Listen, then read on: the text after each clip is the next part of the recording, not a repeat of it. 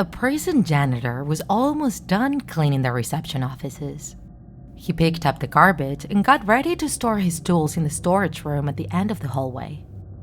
It was a dark place with a lot of echo, where he had sometimes felt shivers go down his spine. He didn't like that place.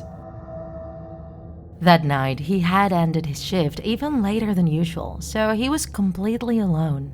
When he started walking down the hallway, he heard a long sigh that really startled him. However, when he looked behind him, nobody was there. Not once during the 2 years he had been working there had he heard something like that, despite the comments of many workers who left because they were afraid of that building.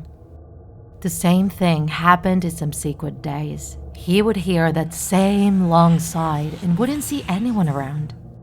He didn't have the courage to bring this up with his coworkers since he didn't want to scare them nor get branded as a lunatic. However, a week after the first incident, this janitor truly had the worst scare of his life. He heard the same sight again, but this time around, when he turned back, he actually saw someone. It was a man with a decrepit appearance sitting in a chair at the reception. The janitor felt how his heart almost burst out of his chest and he almost fainted. However, he armed himself with courage and approached the figure since he was genuinely curious as to who it was. Who are you? How do you get here? Asked the janitor with a nervous voice. However, the man just sighed again and lowered his head even more. But suddenly, the decrepit man said, "She still hasn't come, has she?" The janitor didn't understand what he was talking about, so he asked the man what he meant. The man said, "Amalia, have you seen her today?" But the janitor didn't know about any Amalia, so he kept asking. The man told the janitor that Amalia was his wife, and only then did the janitor realize that the man was wearing a gray uniform with stripes, which was very worn down and dirty. He didn't seem to be a ghost, but looked very decrepit, as if he was terribly sick. The janitor then turned around to leave his stuff and continue the conversation, but the man was no longer there. And the strangest thing was that he basically evaporated. He disappeared without the janitor hearing any steps nor any doors opening. The janitor then scoured the entire first floor, but to his surprise, all the doors were locked with padlocks. And even if the man had copies of the keys, it was simply impossible for him to just disappear like that. After that night, the janitor would feel genuine terror when he had to work at night. The nervousness was eating away his own stomach and he could barely sleep at night. A few days went by until the janitor saw the decrepit man again. And eventually, the janitor noticed that the man always appeared the third Friday of each month. The man always asked about his wife with a sad voice and would disappear when he received no answer. After a few months, the janitor couldn't take it any longer and decided to ask his co-worker at the reception to let him check the prisoner's registry. And what he discovered left him frozen in shock. The name of that strange convict was Jacinto. Other prisoners nicknamed him Cuckold since his wife had cheated on him with a friend.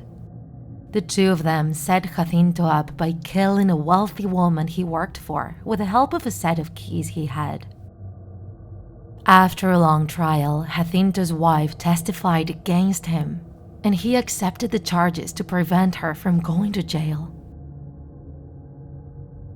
Jacinto would wait for his wife to visit him every Friday, but she never did. Jacinto was in prison for only 2.5 months because on the last Friday he didn't get a visit from Amalia, and thus decided to end his own life. However, Jacinto's ghost was still wandering the prison, restless, waiting for a visit from his beloved.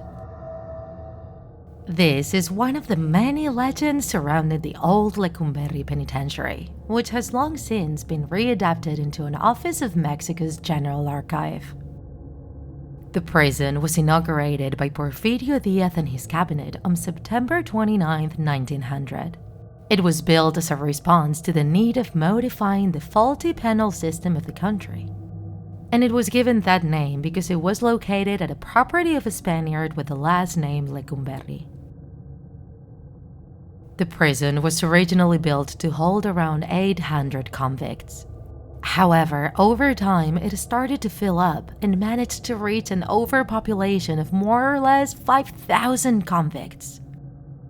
Due to how it was built, all sections of the building could be seen from the central tower, and thus, the prisoners felt that they were being observed constantly. The cells only had an area of 3 square meters, and so the prisoners had to sleep standing up and tied to the walls, since every cell had to hold about 20 convicts each. Moreover, the prisoners were subject to horrible tortures, which sometimes resulted in their death. Due to everything that took place in there, and to what the prisoners would tell their family members about all the aggressions and killings they had to experience, the Lecumberri prison also became known as the Dark Palace. This penitentiary stopped operating in 1982, but it seems that not all of the prisoners have left it yet.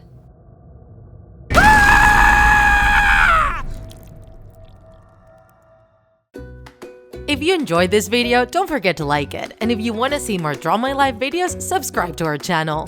See you in the next episode!